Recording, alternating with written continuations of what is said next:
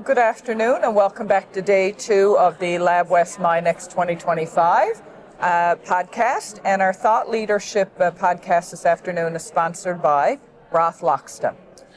It's been an exciting so far day and a half here at the rec center in Wabush. I have here with me this afternoon Norm Keats, no stranger to Labrador West. So Norm, introduce yourself. Tell us a little bit about yourself and what you do. Okay, yeah, my name is Norman Keats. I moved to Labrador in 1968 from Glovertown.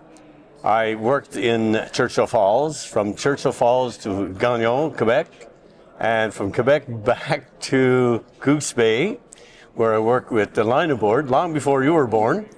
And then from linerboard to Labrador Airways. Then I became the world's greatest firefighter with the fire station in Goose Bay, crashed and structural. And then I had the opportunity to come into Labrador West in 1972 to go into real estate. Wow, okay. So January this year, I started my 53rd year in real estate here in Lab West. Wow, Norm, that's amazing. I don't know if too many people can say, they've been in the one industry for 53 years. Right. Wow. Right. You don't look old enough to be in business for that long just in that industry. Thank you. I only have another 53 years to go. That's right, absolutely. So Norm, tell us a little bit about how things are in the market for new lab realty and what all the excitement of the last day and a half with the power line and all of that. What does that mean for your company? Well, Jackie, if we can go back, if you don't mind, for example, when the housing started here, back in the early 60s, for example, the Iron Company Canada, on the Labrador side, Labrador City side, and then Westcliff on the Wabush side, built houses for their employees.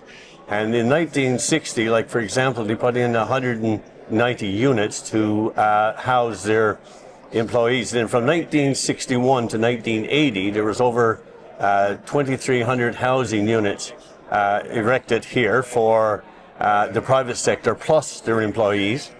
And at one time, you probably know the history as well as I do, but at one time, for example, if you come into this town to work for the private sector in the Labrador City or Wabush area, you would not be able to buy a house because they were owned by the company. Yes.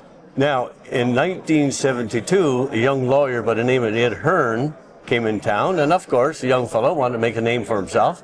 And in 1972, he got into the contract of the Iron Company Canada and found a loophole whereby the houses could be sold on the open market.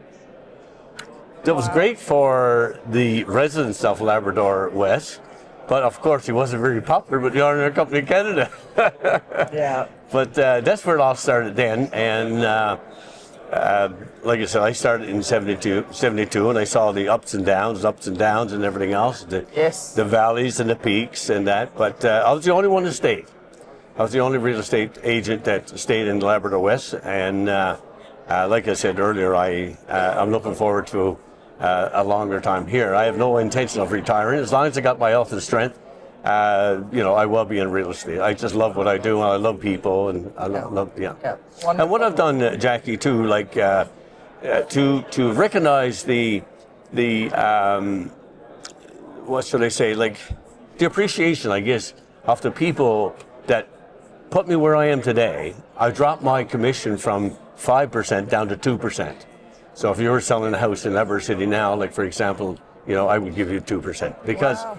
I appreciate what they've done. I would not have gotten this far, obviously, only for the people that has put me there. And now I'm on my third generation for sure. Wow, that's amazing, Norm. Be proud of yourself. I always say, Jackie, there's not a master bedroom in this town I haven't been in. It's been all legal.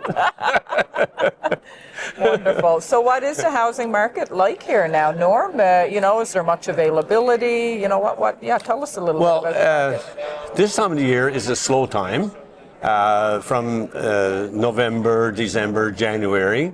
Even though, for example, we still sell a house or two a month, during these periods of time, but come March to say September is your peak. It's your peak time. Right now we're low on inventory, but that will improve. That will improve. Housing, of course, is a big factor here for the development of what's potentially that's going to happen in a number of years, and I'm continuously being in contact with the town and trying to get the town on board with regard to infrastructure, because if the town doesn't come on board, like for example, you're not going to see any development here. I meet certainly minimal, right? Pardon? Very minimal for sure. Oh yeah. I mean, like for say you and I start a development company tomorrow, and the town is expecting us to put the infrastructure in. It's not viable. It's not viable. Like for example, for us to do that, Just to give you an example, like to build a 1,500 square foot home in Labrador City now, you're talking roughly $440 a square foot. And would that be? You would have to put in your own water and sewer, you mean? Or no, that's an existing lot now. Okay. Like, for example, So with $440 a square foot, you're talking, say, upwards to $700,000 for that home, not counting any furniture yet. That's just the structure to move in with probably the heavy appliances, Oh. And that's a lot for, young people to try to, get started in life with that kind of a mortgage. It is, yeah. Cost. Yeah. Like you can remember when most of the streets here were boarded up when things went down, And I was selling the townhouses on Tamarack for $5,000 each. Wow. The duplexes, what we call duplexes, yes, they were $15,000. Bungalows were $25,000. Now the average price now of a bungalow is $339,000. So there's a big difference. Big difference, absolutely. Yeah, for sure. Yeah. So. Well. And you're right. I mean, single industry towns, mining industry, any of those, they are very cyclical. Yeah. They're up and down. That's right. You've managed to survive, with 53 years of your presence here. And Norm, I certainly wish you all the best. Thank you. And for the next 53 years here. Thank you very much. Is there anything else you'd like to comment on before we close? No, I think we've pretty well covered everything, unless you have something else that you want to throw at me. No, all good. I really appreciate your time. Thank you. Thank you. Thank you very much.